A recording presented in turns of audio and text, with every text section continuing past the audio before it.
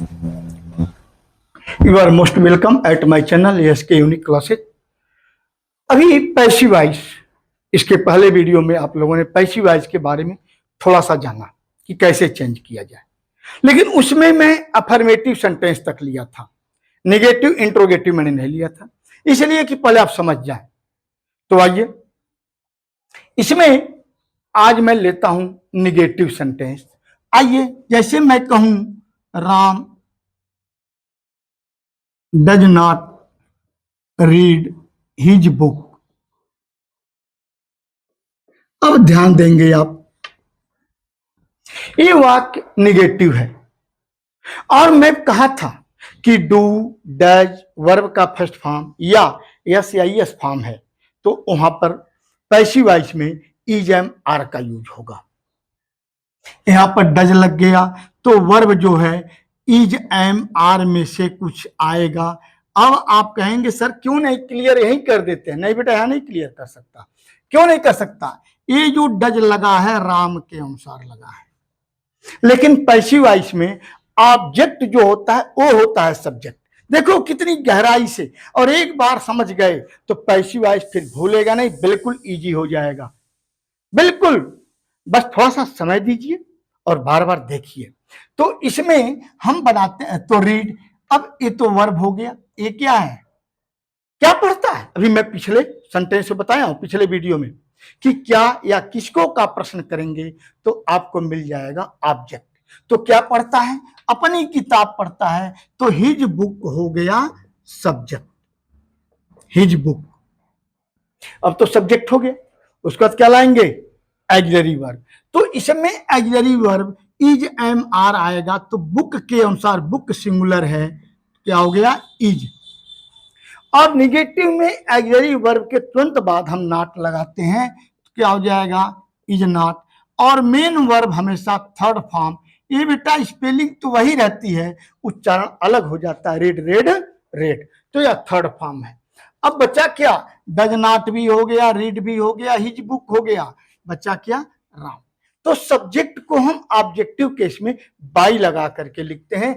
अब बाई, और चूंकि ये नाउन है तो इसका नॉमिनेटिव और ऑब्जेक्टिव केस दोनों सेम रहता है, तो बाई राम। यदि प्रोनाउन होता तो उसका हम ऑब्जेक्टिव केस लिख देते। एक और लिखिए, एक और देखिए, सीता डज नॉट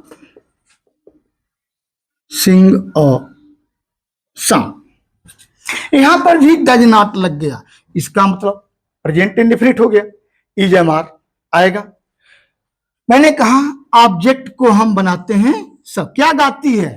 एक गीत गाती है, इसको हम बनाएंगे सब्जेक्ट और सॉन्ग, और इसके अनुसार ऑक्सिलरी वर्ब लाएंगे, तो क्या हो गया? इज। इज क्यों? क्योंकि प्रेजेंट इंडेफिनिट में है, ठीक है। और सॉन्ग इज। अब इसका थर्ड फॉर्म सिंग का, संग, सिंग संग संग, और सॉन्ग इज संग। अच्छा हाँ, निगेटिव लगा है तो बेटा ऑक्सिलरी वर्ब के बाद तुरंत नॉट लगा देते हैं, इज नॉट संग। अब यहां से यहां तक तो आपने कर दिया, पूरा हो गया, बचा क्या? अब बच गया सब्जेक्ट। तो सब्जेक्ट को आप बाई लगा करके ऑब्जेक्टिव केस में लिखेंगे। मैं ये बार बार क्यों कह रहा हूं ऑब्जेक्टिव केस में? क्योंकि सीता सीता दोनों सेम है, क्योंकि नाउन है, तो ऑब्जेक्टिव और नॉमिनेटिव केस दोनों सेम होता है। लेकिन बार बार ऐसा तक कह रहा हूं ऑब्जेक्टिव केस, सब्जेक्ट आपको लर्न हो जाए, क्योंकि प्रोनाउन अभी आएगा। जैसे यहीं पर रहता he does not sing a song, तो ही का ऑब्जेक्टिव केस क्या हो जाता? हिम हो जाता, ठीक है ना? ऐसा होता। शी तो क्या हो जाता? हर हो जाता, ऑब्जेक्टिव केस। तो इसको हम ऑब्जेक्टिव केस में लिखते हैं। हाँ, बच्चे क्या कहते हैं, ऑब्जेक्ट को सब्जेक्ट और सब्जेक्ट को ऑब्जेक्ट। नहीं बेटा, ऑब्जेक्ट को तो हम सब्जेक्ट बनाते हैं, लेकिन सब्जेक्ट को ऑब्जेक्ट नहीं बनाते। ये डोवर रहता है बेटा, ये डोवर है, ये सब ऑब्जेक्ट नहीं होता है, ठीक है। अब इस पर हम लोग कुछ वाक्य लें एक्सरसाइज के लिए, और मैं चाहूंगा कि उसे आप बेटा मन से करें। और ये नहीं सोचना चाहिए कि मुझे आ रहा है कि नहीं आ रहा है। अब जैसे देखें,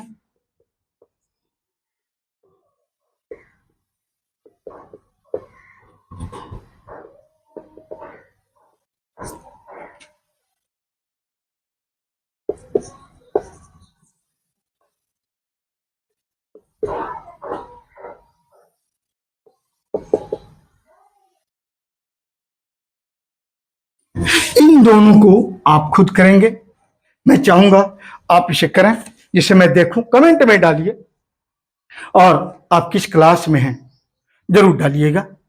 और ये अब आपकी समझ में आया कि नहीं आया, कैसा लगा। यदि अच्छा लगा तो प्लीज लाइक और सब्सक्राइब करना ना भूलें और कमेंट में जरूर डालिए, जिससे हमें वीडियो बनाने में और अच्छा रहेगा, सुविधा हो जाएगी कि और किस तरह से बनाऊं। नहीं समझ में आया बेटा जरूर लिखें कि मैं उसको फिर से दूसरे ढंग से बना के बताऊं कि आपके समझ में आ जाए। ठीक है, तो थैंक्स फॉर वॉचिंग।